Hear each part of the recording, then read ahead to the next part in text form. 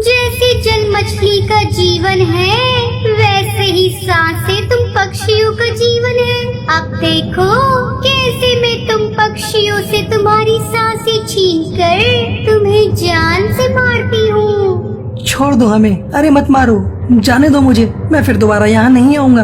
नहीं, मैं तुम्हें जिंदा नहीं छोड़ूंगी। आखिरी बार इस दुनिया को देख लो, क्योंकि अब तुम मरने वाले हो। इतना बोलते ही भूतिया टूनी चिड़िया की आत्मा टुन्नू चिड़ा को मार देती है। लालच करने वालों की यही सजा है। जो भी पक्षी मेरे जादू मैंगो हाउस को पाने की कोशिश करेगा वो मारा जाएगा। इतना बोलकर भूतिया टूनी चिड़िया की आत्मा फिर से अपने जादुई मैंगो हाउस के अंदर चली जाती है। ऐसी एक रात की बात है। उस रात बंटी कबूतर अपने दोस्त हरी तोता के साथ हवाई मोटर में जंगल के रास्ते से आपस में बात करते हुए जा रहे थे। बस कैसे भी करके एक बार के जंगल जल्दी से पार हो जाए, फिर उस पहाड़ का सारा खजाना हमारा होगा। हाँ सही कहा, फिर उसे बेचकर हम बहुत अमीर हो जाएंगे। दोनों बात करते हुए जंगल की ओर आगे बढ़ते हैं कि तभी अचानक से उनकी नजर भूतिया चिड़िया की आत्मा के आम के घर और आम के पेड़ पर पड़ती है। इस घने जंगल में आम का पेड़, वो भी इकलौता, और इससे भी आश्चर्य कर देने वाली बात कि यहाँ एक मैंगो हाउस है जिसमें से जूस निकल रहा है। जरूर इसके अंदर कुछ न कुछ होगा, चलो चल कर देखते हैं। जिसके बाद वो दोनों हवाई मोटर से नीचे उतरकर घर के अंदर जाते हैं। अंदर के नजारे को देखकर दोनों खुशी से फूले नहीं समाते, क्योंकि घर के अंदर हर एक कोने में सोने के ढेर लगे होते हैं। अरे बाप रे, इतना सारा सोना! जिस मकसद से घर से निकले थे वह मकसद तो हमारा यहीं पूरा हो जाएगा। अब हम इन सब चीजों को यहाँ से ले जाकर बाजार में अच्छे दामों में बेचेंगे। इतना बोलते ही दोनों सोने को समेटने के लिए जैसे ही हाथ बढ़ाते हैं, तभी अचानक से वहाँ पर भूतिया टूनी चिड़िया की आत्मा आकर बोलती है, अच्छा, तो अब तुम दोनों मेरा खजाना चोरी करके यहाँ से ले जाना चाहते हो। पर मूर्ख पक्षियों, तुम खजाने के लालच में अंदर तो आ गए, पर यहाँ से जिंदा वापस लौटकर नहीं जा सकते। अब मैं तुम दोनों को मार दूंगी। तभी ये सब देखकर हरी तोता बोलता है, देखो, मानते हैं कि लालच में आकर हम तुम्हारा खजाना चुरा रहे थे, लेकिन अब हमें इनमें से कुछ भी नहीं चाहिए। बस तुम हमें यहाँ से जाने दो, हमें माफ कर दो। अब ऐसी गलती हम फिर दोबारा नहीं करेंगे। जरा देखो तो, एक तो चोरी, ऊपर से सीना जोरी। लेकिन मैं बता दूं कि मैं गलती करने वालों को माफ नहीं करती। गलती की सजा सिर्फ सजाए मौत है, और वो मौत तुम्हें मिलकर रहेगी।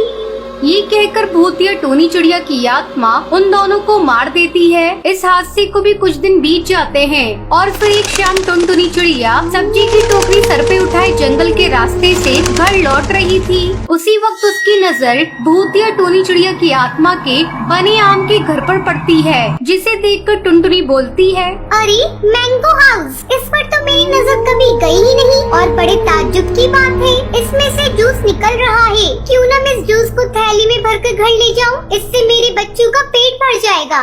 तभी वो घर के पास जाती है। अचानक दरवाजा खुल जाता है। टुनटुनी चिड़िया अंदर जाकर देखती है चारों तरफ सोना। वो एक सोने का सिक्का उठा लेती है।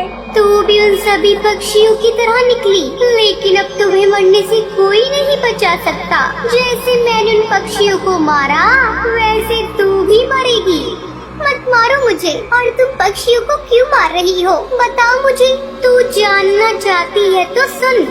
रामपुर जंगल में टूनी अपने बूढ़े माँ बाप के साथ रहती थी, लेकिन एक दिन उसके पिता की अचानक मृत्यु हो जाती है, जिसके 2 दिन बाद ही उसका घर का मालिक उन्हें घर से निकाल देता है। उनके पास रहने का कोई और ठिकाना नहीं होता, जिस वजह से वो जंगल में जाते हैं। जंगल में उन्हें एक बूढ़े साधु बाबा दिखते हैं, जो जख्मी हालत में होते हैं। उन्हें देखकर टूनी उनके पास जाकर बोलती है, बाबा, आप ठीक तो है ना? आपको ये चोट कैसे लगी? कुछ दुष्ट पक्षी मेरे पीछे पड़ गए थे। मैं एक सिद्धि साधु बाबा हूँ और मैंने बहुत तपस्या करके इस बीज को बनाया है। ये जादुई आम का बीज है। अगर तुम इसे जमीन में बोकर पेड़ बना दोगी और इस पेड़ से जो भी मांगोगी वो तुम्हें मिलेगा, वो तुम्हें देगा। तुम इसे रख लो, ये तुम्हारी बहुत मदद करेगा। इतना बोलते ही बाबा दम तोड़ देते हैं, जिसके बाद टोनी चिड़िया उस बीज को मिट्टी में दबा देती है और देखते ही देखते वहाँ पर एक जादुई आम का पेड़ उग जाता है और टोनी बोलती है, हे जादुई आम के पेड़, हमारे पास घर नहीं है, कृपया करके आप हमें रहने के लिए घर दे दीजिए। टोनी के इतना बोलते ही वहाँ पर जादुई आम का घर बन जाता है, जिसमें टोनी अपनी माँ के साथ रहने लगती है। धीरे धीरे ये बात जंगल के सभी पक्षियों को पता चल जाती है। ऐसे ही एक दिन जब टोनी पेड़ से आम तोड़ रही होती है कि तभी कड़कनाथ सेठ और उसके 2 गुंडे टोनी को घेर कर खड़े हो जाते हैं। आजकल तू बहुत राजा महाराजा वाली जिंदगी जी रही है, लेकिन अब और नहीं। तू चुपचाप से ये घर हमें दे दे, नहीं तो मैं तुझे और तेरी बुढ़िया माँ को जान से मार दूंगा। मेरे पास बस यही घर है, अगर तुमने ये भी ले लिया तो हम कहाँ जाएंगे, इसलिए मैं ये घर तुम्हें नहीं दे सकती। वो कहावत सही कही है किसी ने, जब घी सीधी उंगली से ना निकले तो उंगली टेढ़ी करनी चाहिए। अब मैं वही करूँगा। फिर उसने मेरी माँ और मुझे रस्सी से बांधकर पेड़ पर टांग दिया और रस्सी खींच दी। एक ही झटके में हम दोनों की मौत हो गई और तभी से मैं अपने साथ हुए अन्याय का बदला पक्षियों को मार कर ले रही हूँ। मैं मानती हूँ जो उन पक्षियों ने तुम्हारे साथ किया वो गलत था, लेकिन तुमने भी तो अपनी इंतकाम की आग में जलकर बहुत से बेगुनाह पक्षियों को मार डाला। क्या वो सही है? तुमने मेरी आंखें खोल दी और मुझे गलत होने का एहसास कराया, इसलिए मैं अपना पश्चाताप के लिए यहाँ से जा रही हूँ। इतना बोलते ही भूतिया टोनी चिड़िया की आत्मा वहाँ से हमेशा हमेशा के लिए चली